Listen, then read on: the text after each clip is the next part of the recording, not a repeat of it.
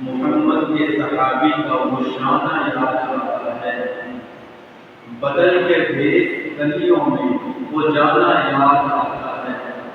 ارے Najaf اس دور کی مائیں جب آٹے کو ترستی ہیں، عمر تیری خلافت کا زمانہ یاد آتا ہے۔ اللہ کی حمد و ثنا اور اس کے پہلے محبوب جناب حضرت محمد مصطفیٰ صلی اللہ علیہ وسلم کی بات بلند بارگاہ میں درود پاک کا نذرانہ پیش کرنے کے بعد اللہ کریم کا بے حد و بے حساب لاکھوں کروڑوں شکر ادا کرتے ہیں کہ خالق کائنات مالک دو جہان نے ہم سب کو یہ مقدس مہینہ عطا فرمایا اور اس مقدس مہینے کا پہلا جزو مبارک عطا فرمایا۔ مالک دو جہان سے دعا ہے کہ اللہ کریم اس خاص دن کے صدقے سے ہم سب کے اوپر امت مسلمہ کے اوپر خاص اپنا کرم فرمائے۔ آمین۔ میرے نبی کی غلاموں، آج کا جو میرا موضوع ہے وہ ہے صحابہ کی شان۔ اللہ کے پیارے نبی کی جو پیارے پیارے صحابہ ہیں، ان کی شان کو، ان کی عظمت کو، ان کے مقام و مرتبے کو بیان کریں۔ اللہ تعالی کی دعا ہے کہ اللہ تعالی ہم سب کو حضرت بولنے سننے اور سمجھنے کی توفیق عطا فرمائے۔ میرے نبی کے غلاموں، اللہ تبارک و تعالی نے اپنے دین کی تبلیغ کے لیے، اپنے توحید کے پیغام کو پھیلانے کے لیے جو اپنے مخلوق میں سے بہترین لوگ ہیں ان کا انتخاب کر کے انبیاء کرام ہے، ان میں سے جو انبیاء کرام نے فرمایا۔ اور اللہ تبارک و تعالی نے اپنی محبوبیت کے لیے اس کا انتخاب فرمایا میرے غلام کے ہونے کے خلاف۔ اب رب کے محبوب نے جہاں پر زندگی کو گزارنا تھا، اللہ تبارک و تعالی نے اپنی مخلوق میں سے ان لوگوں میں سے جو سب سے بہترین لوگ تھے، جو سب سے افضل لوگ تھے، اللہ کریم نے ان کا انتخاب فرما کر حضور کے صحابہ بنا دیا۔ کیوں؟ رب کے جو محبوب ہیں انہوں نے ان کے اندر جو ہے بڑا حق گزارنا تھا، تو رب کریم نے بہترین لوگوں کا انتخاب کر کے حضور کے صحابہ بنا دیا۔ حضور کی خدمت کے لیے، حضور کی غلامی کے لیے، اپنے دین کی نصرت کے لیے صحابہ کرام کا انتخاب فرمایا۔ اب ایک مثال دیتا ہوں، بڑی پیاری مثال ہے۔ اگر ہم نے اپنی بچیوں کا رشتہ کرنا ہو، اپنے بچوں کا رشتہ کرنا ہو، تو ہم لوگ کیا کرتے ہیں کہ سب سے اچھا گھرانہ، خاندان اچھا ہو، گھر بار اچھا ہو، وہ دیکھنے کے بعد پھر اپنے بچوں کا رشتہ کرتے ہیں۔ یا اپنے بچے کو کسی مدرسے میں داخل کرنا ہو تو دیکھتے ہیں کہاں پہ سب سے اچھی پڑھائی ہوتی ہے، کہاں پہ سب سے اچھا معلم سرکاری ہے جو پڑھاتا ہے، تو وہاں پر اپنے بچوں کو داخل کرتے ہیں۔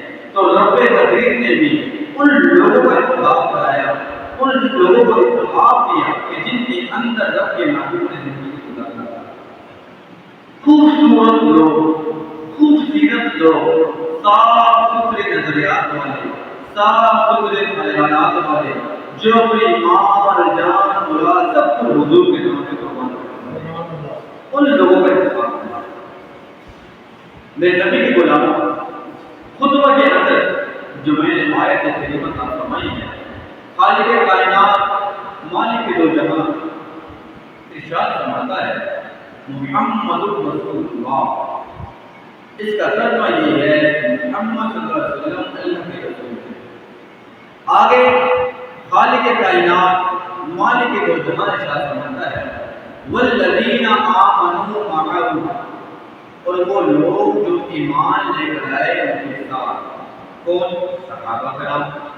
اشداء علی الکفار، جب بھی ان صحابہ کرام کا، ایمان والوں کا کفار سے مقابلہ ہوتا ہے تو یہ بڑے سخت ہوتے ہیں، اشداء بڑے سخت ہوتے ہیں۔ آگے رب کریم نے فرما دیا رحماء بینہم، اور جب یہ صحابہ کرام آپس میں ملتے ہیں تو بڑے ہی گہرے ہوتے ہیں۔ میں یہاں پہ کوئی گزار کرنا چاہوں گا، کچھ لوگ ایسے بھی ہوتے ہیں کہ جو صحابہ کرام پر بڑے کلام کرتے ہیں، بڑی انگلیاں اٹھاتے ہیں کہ فلاں سے رب راضی نہیں ہے، فلاں سے حضور راضی نہیں ہے، الگ الگ ان کے منہ سے بکواسات نکلتی ہے۔ رب فرما رہا ہے رحماء بینہم کہ وہ آپس میں رحم دل ہیں، تو کیسے کہہ سکتا ہے کہ وہ آپس میں رحم دل نہیں ہے؟ آپس میں جھگڑتے ہیں، کسی بھی تفسیر میں جانے کی ضرورت نہیں، کسی بھی تاریخ میں پڑھنے کی ضرورت ہی نہیں۔ کیوں؟ کیونکہ رب قدیر نے واضح فرما دی رحماء بینہم کہ آپس میں رحم دل۔ ایک اور بات قرآن سے دلیل، رب قدیر نے تمام صحابہ کرام کے بارے میں ایک جملہ فرما دیا، وہ کیا تھا؟ رضی اللہ عنہم ورضوا عنہ۔ سورہ بینہ کے اندر بھی آیا ہے، قرآن کی بے شمار جگہ میں یہ لکھا گیا ہے، رضی اللہ عنہم ورضوا عنہ، کہ رب قدیر نے تمام صحابہ کے لیے، کل صحابہ کرام سے فرما دیا کہ میں ان سے راضی ہوں اور یہ مجھ سے راضی ہیں۔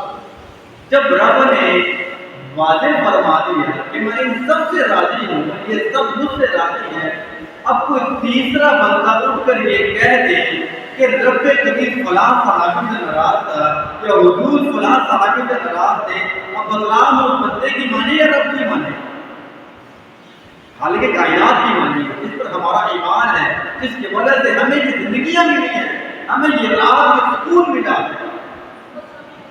اسی بات کو ایک مثال دے کے سمجھاتا ہوں۔ ماشاءاللہ کتنے بچے ہیں؟ ہم 6 بچے ہیں، ایک مثال دے رہا ہوں۔ اب حاجی صاحب کے 6 بچے ہیں، اب انہوں نے اپنے تمام بچوں کے لیے ایک جملہ کہہ دیا کہ میں اپنے تمام بچوں سے راضی ہوں، ایک جملہ کہہ دیا۔ اب کوئی تیسرا بندہ اٹھ کر آئے اور وہ آ کر یہ کہے کہ حاجی صاحب جو تیسرا بچہ ہے اس سے ناراض ہے، چوتھا بچہ اس سے ناراض ہے، اب بتلاؤ کہ ہم اس بندے کی بات مانیں گے یا حاجی صاحب کو مانیں گے؟ کیونکہ حاجی صاحب نے صاف کہہ دیا میں تمام سے راضی ہوں۔ ایسے ہی رب قدیر نے واضح بتلا دیا رضی اللہ عنہم ورضوا عنہ، میں تمام صحابہ کرام سے راضی ہوں اور یہ تمام صحابہ جو ہے مجھ سے راضی ہیں، تو ہم کس کی مانیں گے؟ خالق کائنات۔ اب جو تیسرا بندہ اٹھ کر صحابہ کرام کے بارے میں اعتراض کرے گا وہ تو جھوٹا ہے، جھوٹا ہے وہ انسان۔ تو رب نے فرما دیا رضی اللہ عنہم ورضوا عنہ۔ اب قرآن سے تو واضح ہو گیا کہ صحابہ کرام کی کتنی شان ہے۔ آئیے ذرا حضور کا سہارا لیتے ہیں، حدیث پاک کا سہارا لیتے ہیں۔ میرے حضور نبی پاک صلی اللہ تعالی علیہ وسلم ایسا فرماتے ہیں کہ میرے صحابہ کے بارے میں اپنی زبانوں کو بند رکھا کرو۔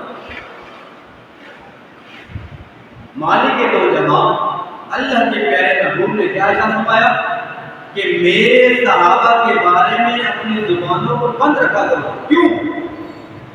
کیونکہ حضور کو پتا تھا کہ کچھ لوگ ایسے بھی آنے والے ہیں کہ جو میرے صحابہ کے بارے میں باتیں کریں گے، منہ سے غلط الفاظات نکالیں گے۔ کبھی میرے حضور نے بتلا دیا کہ میرے صحابہ کے بارے میں اپنی زبانوں کو بند رکھو۔ اب ذرا بتلاؤ کس کی رشتہ داری ملتی ہے بلال حبشی سے؟ کس کی برادری ملتے ہیں حضرت انس بن مالک کی؟ کس کا قبیلہ ملتا ہے سیدنا ابو ہریرہ سے؟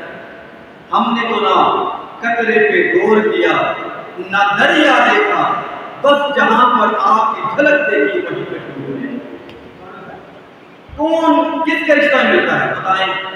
بلال حبشی سے کس کا رشتہ ہے؟ سیدنا انس بن مالک سے، سیدنا ابو ہریرہ سے۔ بس ہمیں تو یہ پتا ہے کہ وہ حضور کے غلام ہیں۔ ہمیں حضور نے یہ بتلایا ہے کہ جو بندہ بھی میرے صحابہ سے محبت کرتا ہے میں خود محمد مصطفیٰ سے محبت کرتا ہوں۔ سبحان اللہ، یہ حضور نے ہمیں بتلایا ہے۔ وہ حضور کے غلام ہم سے محبت کرتے ہیں، اس کے بدلے میں حضور ہم سے محبت کرتے ہیں۔ آئیے ایک ابن اسحاق اور ابن ہشام کی روایت ہے سیدنا کہ حضور نے ہمیں بتلایا ہے کہ جو صحابہ سے محبت کرتے ہیں حضور ان سے کس قدر محبت کرتے ہیں۔ ایک روایت دے کے وہ وضاحت کرتا ہوں۔ سیدنا انس بن مالک رضی اللہ تعالیٰ عنہ سے روایت ہے، آپ فرماتے ہیں کہ مدینہ کے اندر جب بھی کوئی مہمان آتا ہے نا تو نبی پاک صلی اللہ علیہ وسلم ان مہمانوں کو جو ہے صحابہ کرام میں بانٹ دیا کرتے ہیں۔ کسی کو حضرت ابو طلحہ انصاری لے کے جا رہے ہیں، کسی کو حضرت مقداد رضی اللہ عنہ لے کے جا رہے ہیں، کسی کو سیدنا ابو ہریرہ لے کے جا رہے ہیں، بڑے تو بڑے صحابی ہیں، کسی کو سیدنا ابو بکر صدیق لے کے جا رہے ہیں، کسی کو مولا عمر فاروق لے کے جا رہے ہیں، کسی کو مولا علی لے کے جا رہے ہیں، کسی کو مولا علی مولا کائنات لے کے جا رہے ہیں۔ کچھ چھوٹے صحابہ کرام جو یہ سمجھتے ہیں ہم بدری نہیں ہیں، ہم اشرف مبشر صحابی نہیں ہیں، ہمارے لیے تو ہر صحابی جو ہے ولا ہے، بڑی شانوں والے ہیں، لیکن وہ صحابی جو کہتے ہیں ہم بدری نہیں ہیں، ہم اشرف مبشر والے صحابی نہیں ہیں، وہ بھی کہتے ہیں حضور اب حکم فرماتے ہیں۔ پہلے یہ ہوتا تھا کہ جو بھی مہمان آتا تھا حضور بانٹ دیا کرتے تھے۔ شام سے نا کچھ مہمان آئے، سنیں بڑی بڑی بات ہے، حضور کا فرمان ہے، شام سے نا کچھ مہمان آ گئے۔ اب صحابہ کرام منتظر ہیں کہ حضور ہمیں دیں گے، حضور ہمیں دیں گے۔ صحابہ کرام بیٹھے ہوئے ہیں، انتظار میں ہیں، منتظر ہیں کہ حضور فرماتے ہیں مہمانوں کو آپ لے جاؤ، ان مہمانوں کو طلحہ لے جائے۔ اب مہمان آ گئے ہیں، میرے حضور نے فرمایا کہ یہ جو ترکی خیمہ ہے نا اس کو جا کے مسجد نبوی کے سین میں لگاؤ۔ ترکی خیمہ اس دور کے اندر جو ہے نا بڑا مہنگا ہوتا تھا، اور خاص وزیروں کے لیے سفیروں کے لیے خیمہ لگایا جاتا تھا۔ غلام آئے ہیں، مہمان آئے ہیں، میرے حضور نے کیا کیا؟ وہ ترکی خیمہ مسجد نبوی کے سین میں لگایا۔ اس کے بعد اب صحابہ کرام منتظر ہیں کہ ہمیں بتائیں کہ ہمارے گھر پہ کھانا بنے گا۔ سارے صحابہ کرام منتظر ہیں۔ میرے حضور نے فرما دیا اے میرے صحابہ یہ جو مہمان یہاں پر آئے ہیں ان کے لیے کھانا یا تو بی بی فاطمہ زہرا بنائیں گی یا عائشہ بنائیں گی، ان کا کھانا میرے گھر سے بنے گا۔ اب سید عظیم مالک ساری معاملے کو دیکھ رہے ہیں، کھانا گھر میں بن گیا، کھانا تیار ہو گیا۔ اب پھر صحابہ کرام منتظر ہیں کہ حضور مجھے حکم دیں گے کہ میں گھر میں جاؤں گا، اس کھانے کو لے کر آ کر مہمانوں کے سامنے پیش کروں گا۔ صحابہ کرام منتظر ہیں کہ حضور حکم فرمائیں گے۔ سیدنا انس بن مالک رضی اللہ تعالیٰ عنہ فرماتے ہیں کہ حضور نے ان مہمانوں کے لیے خیمہ مسجد نبی کے صحن میں لگایا، کھانا گھر میں بنایا، تو کھانا تیار ہو گیا۔ حضور خود گھر میں جاتے ہیں، کھانے کو اٹھاتے ہیں، اٹھانے کے بعد مہمانوں کے پاس لے کر آتے ہیں اور مہمانوں کے ساتھ بیٹھ کر کھانا تناول فرماتے ہیں۔ اب مہمان جب چلے جاتے ہیں، سیدنا انس بن مالک رضی اللہ عنہ حضور کی بارگاہ میں عرض کرتے ہیں یا رسول اللہ صلی اللہ تعالی علیہ وسلم مہمان تو بڑے آتے ہیں، بڑے مہمان آتے ہیں، یہ مہمان جو آئے ہیں ان کی مہمان نوازی کا عجیب انداز ہے۔ خیمہ آپ نے مجھے نبی کو لگایا، کھانا گھر میں بنایا، اس کے بعد آپ نے ان مہمانوں کے ساتھ بیٹھ کے کھانا تناول فرمایا، یہ کیا معاملہ ہے؟ میرے حضور فرماتے ہیں اے میرے صحابہ کچھ دیر پہلے، کچھ وقت پہلے میرے صحابہ بھی ملک شام میں گئے تھے، وہاں کا ایک عراقی بادشاہ تھا، اس نے میرے مہمانوں کی، میرے صحابہ کرام کی، میرے غلاموں کی بڑی خدمت کی تھی، بڑی عزت کی تھی، بڑی محبت سے نوازا تھا۔ اب وہاں سے مہمان یہاں پہ آئے ہیں، اے میرے صحابہ ذرا بتا نہیں، جو میرے صحابہ سے محبت کرے، جو میرے صحابہ سے پیار کرے، میں محمد اس سے محبت نہ کروں، میں محمد اس سے پیار نہ کروں۔ اس حدیث پاک سے ہمیں کیا ملتا ہے کہ جو بندہ بھی حضور کے صحابہ سے محبت کرتا ہے خود کائنات کے نبی جب انسان سے محبت کرتے ہیں، تو مہربانی کر کے حضور کے جتنے بھی صحابہ کرام ہیں ان کے بارے میں غلط الفاظ مان لیا کرے، اعتراضات نہ کیا کرے۔ کیوں؟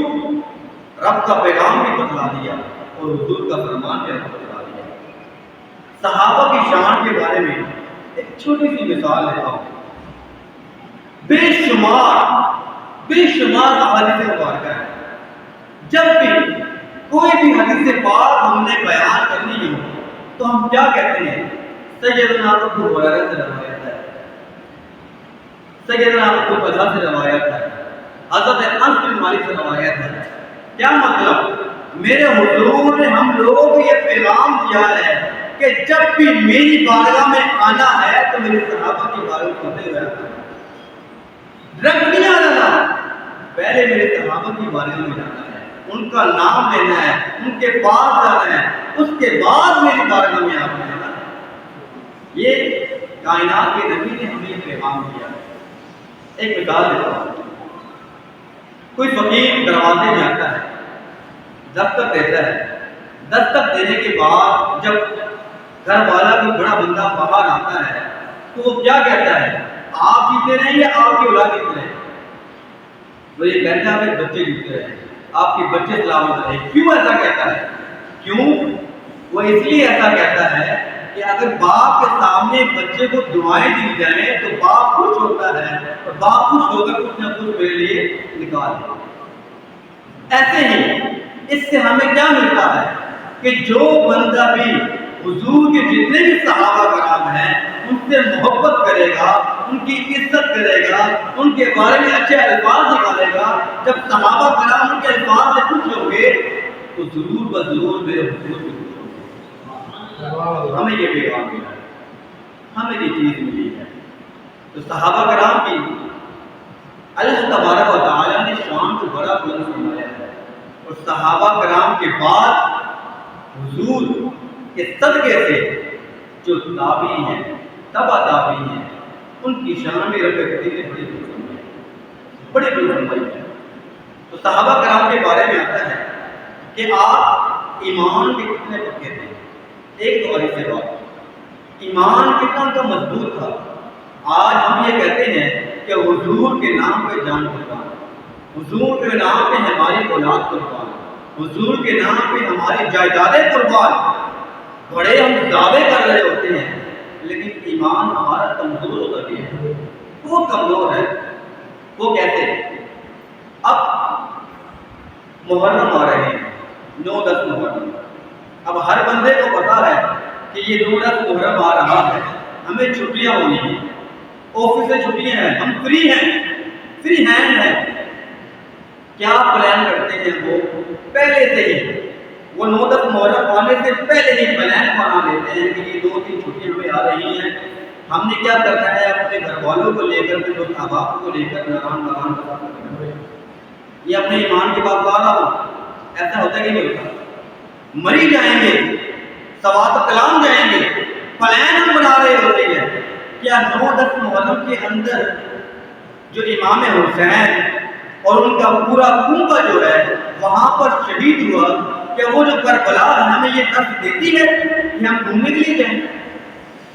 یہ ہمارا ایمان ہے، اتنا کمزور ہو گیا ہے کہ ہم پلاننگ کرتے ہیں گھومنے کی، یہ پلاننگ نہیں کرتے کہ اس کے اندر ہم قرآن پاک پڑھیں گے، اس کے اندر ہم نمازیں پڑھیں گے، اس کے اندر ہم بھلائی کریں گے، اس کے اندر صدقہ خیرات کریں گے، یہ ہم پلان نہیں کرتے۔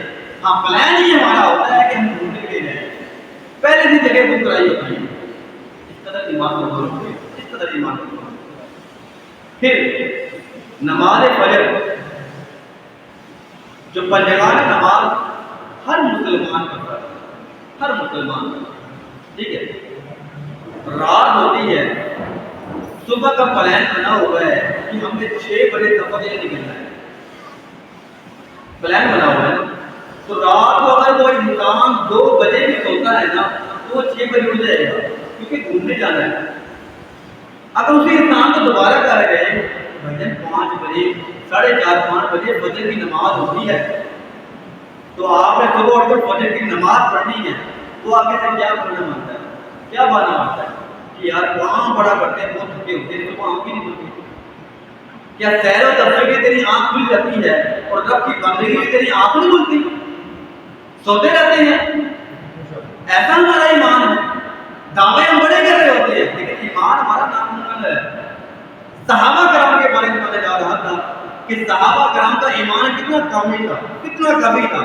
حضرت خباب رضی اللہ عنہ حضور کے صحابی تھے، ایک کافر کے پاس نا مزدوری کر رہے تھے۔ جب مزدوری کر کے فارغ ہوئے نا، جب اجرت ملنے کا ٹائم ہوا، وقت ہوا، جب اس کے پاس گئے اور آپ نے کہا کہ میں نے اپنے کام کو مکمل کر لیا، حدیث پاک کی بات ہے، میں نے اپنے کام کو مکمل کر لیا ہے، تو میری جو اجرت بنتی ہے، میری جو دہاڑی بنتی ہے وہ دے دے۔ اب اس کافر نے انکار کر دیا، کافر نے انکار کر دیا۔ ذرا بتلاؤ، ہم جیسے لوگ طبقے لوگ جو ہیں، سیلریوں میں رہنے والے لوگ، دہاڑی دار کا کام لوگ جو ہیں، کیا کرتے ہیں؟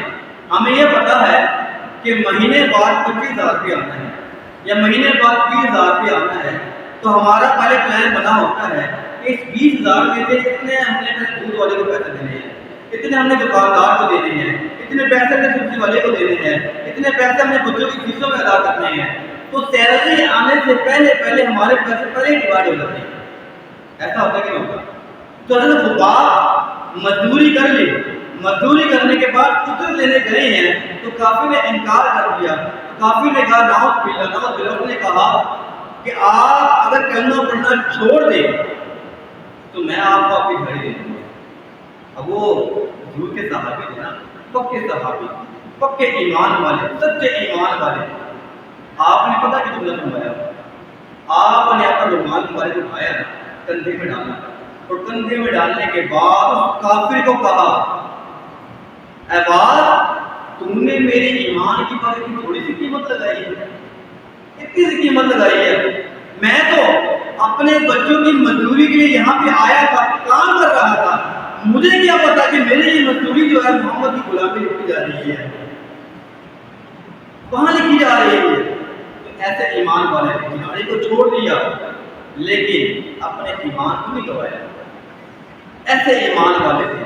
حضرت سعد بن ابی وقاص، آپ کے بارے میں آتا ہے کہ آپ اپنی والدہ سے بڑی محبت کرتے تھے، اور آپ کی محبت کے جو چرچے تھے پورے شہر میں مشہور تھے، پورے قبیلے میں مشہور تھے۔ لوگ جو ہے مثالیں دیتے تھے کہ سعد بن ابی وقاص جو اپنی ماں سے بڑی محبت کرتا ہے، بڑی محبت کرتا ہے، اپنی ماں کا کہنا نہیں ڈالتا۔ جب آپ نے اسلام قبول کیا نا، اسلام قبول کرنے کے بعد آپ کی والدہ نے کہا، اے میرے بیٹے اسلام کو چھوڑ دے، دوبارہ اس مذہب میں آ جا۔ بیٹے نے کہا میں اس مذہب کو نہیں چھوڑوں گا۔ ماں کو چھوڑ دیا، علیحدہ ہو گیا، کچھ دن علیحدہ گزارے۔ ماں نے کہا کہ میرا بیٹا جب تک واپس نہیں آئے گا میں کھانا نہیں کھاؤں گی۔ ایک دن گزر گیا، 2 دن گزر گئے، 3 دن گزر گئے، ماں نے کھانا پینا بالکل چھوڑ دیا، ماں کمزور ہو گئی۔ حضرت سعد بن ابی وقاص کو یہ پتہ لگا کہ میری ماں نے کھانا پینا چھوڑ دیا، کچھ کھائی پی نہیں رہی۔ واپس جاتے ہیں، ماں کے پاس جاتے ہیں اور ماں کو آگے کہتے ہیں ماں کھانا کھا لیں۔ ماں پھر سے وہی کہتی ہے، سنیں ایمان والے، حضور کے صحابی کیسے ایمان والے تھے۔ ہم لوگ ایسی باتیں کر رہے ہوتے ہیں نا، ان کا ایمان کتنا کامل تھا۔ ماں کے پاس آتے ہیں اور ماں کے پاس آ کے کہتے ہیں ماں جی کھانا کھا لیں۔ ماں کہتی بیٹا جب تک تو اسلام کو نہیں چھوڑے گا، جب تک تو یہاں سے واپس نہیں آئے گا، تب تک میں کھانا نہیں کھاؤں۔ بیٹے نے کہا سارے رشتہ دار موجود ہیں، برادری والے موجود ہیں، بہن بھائی موجود ہیں۔ حضرت سعد بن ابی وقاص نے کہا اے میری ماں، یہ تیری ایک جان ہے، اگر تیری ہزاروں جان بھی ہو نا تب بھی میں محمد عربی کا کلمہ نہیں پڑھوں گا، تب بھی میں کلمہ نہیں پڑھوں گا۔ ایسے ایمان والے ہیں۔ جہاں نبی کا دین، اس پر سب کچھ قربان، اپنی ماں کو قربان، جائیداد اولاد سب کچھ قربان کر دیا۔ ایسے ایمان والے ہیں۔ اور مولا عمر پاک جن کی کل شہادت کا جو گزرا ہے، ان کے بارے میں آتا ہے کہ حضور سے جس قدر آپ محبت کرتے تھے، آپ کے بارے میں آتا ہے کہ ایک یہودی اور ایک منافق مسلمان جو ہے ان کا آپس میں جھگڑا ہو گیا، خلاف ہو گیا۔ وہ فیصلہ کرانے کے لیے نبی پاک صلی اللہ علیہ وسلم کے پاس پہلے گئے، تو نبی پاک صلی اللہ علیہ وسلم نے وہ فیصلہ جو ہے یہودی کے حق میں کر دیا۔ اب منافق مسلمان تھا، وہ نہ مانا، وہ کہتے ہیں میں اس فیصلے کو نہیں مانتا، آؤ ذرا مولا عمر پاک کے پاس جاتے ہیں، وہاں سے دوبارہ فیصلہ کراتے ہیں۔ وہ دونوں جو ہیں ایک یہودی اور ایک منافق مسلمان، سنیں توجہ کے ساتھ، وہ دونوں جو ہے مولا عمر پاک کے پاس آتے ہیں اور مولا عمر پاک کے پاس آ کے کہتے ہیں کہ ہمارے اس بات کے خلاف ہو گیا، جھگڑا ہو گیا ہے، ذرا فیصلہ فرما دیں۔ جب یہ بات کہی نا منافق مسلمان نے، تو یہودی نے ساتھ ہی کہہ دیا اس بات کا فیصلہ جو ہے کائنات کے نبی نے میرے حق میں فرما دیا ہے۔ جب مولا عمر پاک نے یہ بات سنی نا کہ کائنات کے نبی نے اس کے حق میں یہ فیصلہ فرما دیا ہے اور یہ منافق مسلمان نہیں مان رہا، تو مولا عمر پاک نے کہا تھوڑا سا صبر کرو، میں ابھی آتا ہوں تمہارا فیصلہ کرنے کے لیے۔ مولا عمر پاک حجرے میں جاتے ہیں، اپنی وہ تلوار کو اٹھاتے ہیں، تلوار اٹھانے کے بعد جب ان کے پاس آتے ہیں کوئی کلام نہیں کرتے، اپنی تلوار کو اٹھا کر اس منافق مسلمان کی گردن کو کاٹ دیتے ہیں، اور پھر یہ جملہ فرماتے ہیں کہ جو بندہ میرے حضور کی بات کو نہیں مانتا اس کا فیصلہ میری تلوار کرتی ہے، میری تلوار کرتی ہے۔ وہ تھے مولا عمر پاک، وہ تھے حضور کے صحابی۔ اور آخری حدیث پاک کی طرف جاؤں گا۔ آخری زمانے کے اندر حدیث پاک کے الفاظ ہیں، آخری زمانے کے اندر لوگ جہاد کو جائیں گے، بڑی بڑی حدیث پاک ہے، پوچھا جائے گا تم میں کوئی صحابی ہے؟ آواز آئے گی ہاں ایک صحابی ہے۔ پھر آواز آئے گی جاؤ اس صحابی کے صدقے سے تمہیں اللہ کریم فتح عطا فرمائے۔ پھر کچھ دور کے بعد، کچھ دیر کے بعد پھر جہاد کیے جائیں گے، پھر آواز آئے گی، پوچھا جائے گا کیا تم میں کوئی صحابی ہے؟ آواز آئے گی نہیں۔ پھر پوچھا جائے گا کیا صحابی کو دیکھنے والا تابعی ہے؟ آواز آئے گی ہاں تابعی ہے۔ پھر آواز آئے گی تابعی کے صدقے سے اللہ کریم تمہیں جہاد میں فتح عطا فرمائے۔ پھر کچھ دور کے بعد جہاد کے لیے جائے گی۔ حدیث پاک کے الفاظ ہے، میں اپنی بات نہیں کر رہا، حدیث پاک کے بات کر رہا ہوں کہ کتنی شان ہے صحابی کی، کتنی شان ہے تابعی کی، اور کتنی شان ہے تبع تابعی کی۔ پھر جہاد کے لیے جائے گی، آواز آئے گی کوئی صحابی ہے؟ نہیں ہے۔ پھر پوچھا جائے گا کہ صحابی کو دیکھنے والا تابعی ہے؟ آواز آئے گی نہیں۔ اچھا کوئی تابعی کو دیکھنے والا ہے؟ آواز آئے گی ہاں۔ تو اللہ کریم اس تابعی کو دیکھنے والا، اس کے صدقے سے اللہ کریم جہاد میں فتح دے فرمائے۔ دعا ہمارے یہاں سے اللہ کریم ہم سب کو صحابہ کرام کے نقوش پر چلنے کی توفیق عطا فرمائے اور ان کی سیرت پر عمل کرنے کی توفیق عطا فرمائے۔ کیوں؟ جیسے کہ پہلے میں نے آپ کو بیان کر دیا کہ ہم میں سے ہی کچھ لوگ ہیں مسلمان تو کہتے ہیں اپنے آپ کو، لیکن حضور کے صحابہ کے بارے میں اعتراضات کر رہے ہوتے ہیں، باتیں کر رہے ہوتے ہیں، بول رہے ہوتے ہیں۔ رب نے جب واضح طور پر فرما دیا رضی اللہ عنہ ورضوا عنہ کہ میرے جتنے بھی صحابہ کرام، میرے حضور کے جتنے بھی صحابہ کرام ہیں میں ان سب سے راضی ہوں اور وہ سب مجھ سے راضی ہیں، جب رب نے واضح بتلا دیا تو پھر دوسرا بندہ کھڑا ہو کر جب یہ کہے کہ فلاں صحابی سے رب ناراض ہے یا فلاں صحابی سے حضور ناراض ہیں تو کتنی غلط بات ہے، کتنی غلط بات ہے۔ کہ لوگوں کے درمیان ایک فرقہ بازی کر رہے ہوتے ہیں، لوگوں کے دلوں کے اندر جو ہے حضور کے صحابہ کرام کے بارے میں بغض رکھ رہے ہوتے ہیں۔ میں نے بتایا کہ جو حضور کے صحابہ سے محبت کرتا ہے تو حضور اس سے محبت کرتے ہیں، اور جو حضور کے صحابہ سے بغض رکھتے ہیں، ایک حدیث بات، جو حضور کے صحابہ سے بغض رکھتے ہیں اس کا کیا انجام ہوتا ہے؟ ایک جنازہ جو ہے حضور کی بارگاہ میں لایا گیا، میرے حضور نے جب اس کا چہرہ دیکھا تو میرے حضور نے وہ جنازہ پڑھنے سے انکار کر دیا۔ صحابہ کرام بڑے حیران ہوئے کہ یا رسول اللہ یہ جنازہ آپ کے پاس آیا ہے، بے شمار جنازے آتے ہیں، آپ پڑھتے ہیں، اس جنازے سے آپ نے کیوں انکار کر دیا؟ تو میرے حضور نے فرمایا کہ یہ جو بندہ مرا ہوا ہے جس کا جنازہ میرے پاس آیا گیا ہے، اس کے دل کے اندر میرے عثمان کا بغض تھا، میرے عثمان کا بغض تھا۔ تو پتہ کیا چلتا ہے کہ جو حضور کے صحابہ سے محبت کرتا ہے تو حضور اس سے محبت کرتے ہیں، جو حضور کے صحابہ سے بغض رکھتا ہے تو حضور اس بندے کا جنازہ نہیں۔ دعا ہماری جناب سے کہ اللہ کرے ہم سب کو عمل کرنے کی توفیق عطا فرمائے اور حضور کے صحابہ کے ساتھ، تمام صحابہ کے ساتھ سب کی سچی محبت کرنے کی توفیق فرمائے۔ وآخر دعوانا الحمدللہ۔